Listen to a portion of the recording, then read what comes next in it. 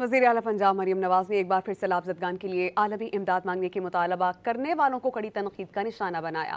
کہا کہ وہ اپنے عوام کے ہاتھ میں کشکول نہیں دے سکتی ہیں، اگر وہ عوام کی عزت نفس کی بات نہیں کریں گی تو کون کرے گا۔ انہوں نے دو ٹوک انداز میں اپنا موقف بیان کیا کہ معافی مانگنے سے انکار کرتی ہوں۔ لاہور میں پوزیشن ہولڈرز طلباء کے اعزاز میں تقریب سے خطاب کرتے ہوئے مریم نواز نے کہا کہ فیک اور جھوٹے پروپیگنڈے کے قریب نہ جانا، آپ کو جلاؤ گھراؤ پر اکسانے والے آپ کے دشمن ہیں، ان کے بچے باہر اور 9 مئی کو حملہ کرنے والے نوجوان جیلوں میں ہیں۔ ابھی سیلاب آیا تو مجھے یہ لیکچر دیے جا رہے تھے کہ دنیا کے آگے ہاتھ کیوں نہیں پھیلاتے، عالمی امداد کیوں نہیں مانگتے۔ اب بس کر دو، وہ کبھی اپنے لوگوں کو کشکول پکڑنے کا نہیں کہی۔ عزت نفس کی بات، سیلف ریسپیکٹ کی بات، سیلف اسٹیم کی بات اگر مریم نواز شریف نہیں کرے گی تو اور کون کرے گا؟ اور اس پہ مریم نواز شریف کبھی معافی نہیں مانگے گی۔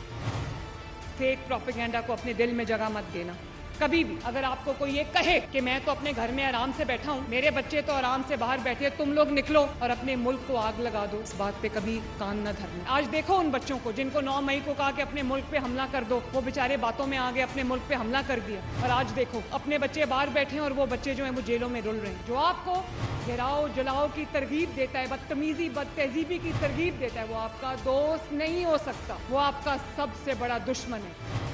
یہ بیانیاں نیریٹو پرفارمنس پیچھے رہ جائے، نیریٹو آگے چلا جائے تو ملک کے ساتھ وہ ہوتا ہے جو 2018 سے لے کے 2022 تک ہوا ہے۔